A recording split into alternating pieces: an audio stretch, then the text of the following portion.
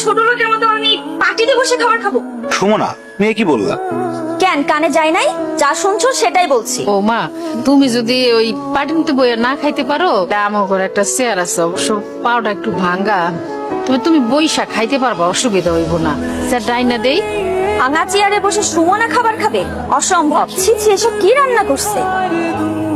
এর থেকে তো আমার বাসার কাজের বুয়ারা ভালো রান্না করে খায়। মাকে ভেবে অপমান না করলে হয় না? এটা কোনো রান্না হইলো?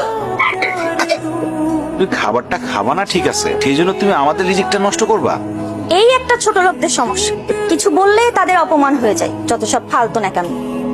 মাথাটা ঠান্ডা করো, বুঝতে পারছি তুমি এগুলি খাইতে পারবা না। তুমি কও তুমি কি খাইবা, সাইফুল হোটেল থেকে আইনা দিই। ভাবি, মা তো ঠিকই বলছে, তুমি বড়লোক মানুষ, তোমার এইসব খাবার পছন্দ নাই হইতে পারে। তুমি কি খাবা বলো? ফ্রাইড রাইস আর চিকেন ফ্রাই। মা, সেটা তো মেলা দাম। আমি সারাদিনে যে ইনকাম করি তা দিয়ে তো এক প্লেট ফ্রাইড রাইসও হবে না। এই বাসি পচা গন্ধ খাবার তুমি কোথা থেকে এনেছো? ওই যে আমাকে 3 রাস্তার মোড়ে যে দোকানটা আছে না, সুন্দর করে ওই দোকান থেকে আনছি। আমার সামনে নিজে বানাই দিছে। আমি কি ফুটপাতের খাবার খামে? তোর কাছে বড় কোনো চাইনিজ রেস্টুরেন্ট চোখে পড়ে নাই? মানে তোকে বিয়ে করছি বলে কি তুই আমার লেভেলটা ফুটপাতে নামে আনছোস? বউ, তুমি তো জানো আমি একজন গরিব সবজির দোকানদার। সবজি বিক্রি করে যা ইনকাম করি, তা তো বড় রেস্টুরেন্ট থেকে খাবার কেনার মতো সামর্থ্য আমার নাই। হারাম জাদা, তাই বলে কি তুই আমাকে ফুটপাত থেকে খাবার এনে খাওয়াবি?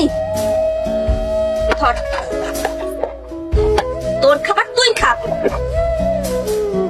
তুই এরকম কষ্ট করে আর কতদিন পার করবি? তোরে তো বউ সম্মানও দেন, আর যা মনে হইতেছে বউরে দেখে মনে হয় না বউ সংসার করবে।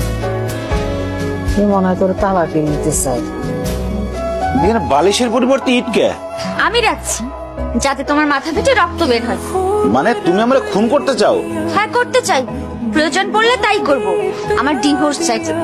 বউ, ডিভোর্স ছাড়া তুমি যা চাইবা তাই পাবা। প্রয়োজনে আমি প্রতিদিন অনেক বেশি পরিশ্রম করে তোমার জন্য চাইনিজ থেকে খাবার নিয়ে আসবো, ভালো ভালো খাবার নিয়ে আসবো। আমার না কোনো খাবার চাই না, আমার না তোমার থেকে ডিভোর্স চাই। কারণ তোমার মতো সবজিওয়ালার সাথে না আমার যায় না। কি হলো, এরকম বজ্রপাত হয়ে যায় মানুষের মতো চুপচাপ বসে আছো কেন? কি বলছি কানে যায় নাই? জি, গেছে।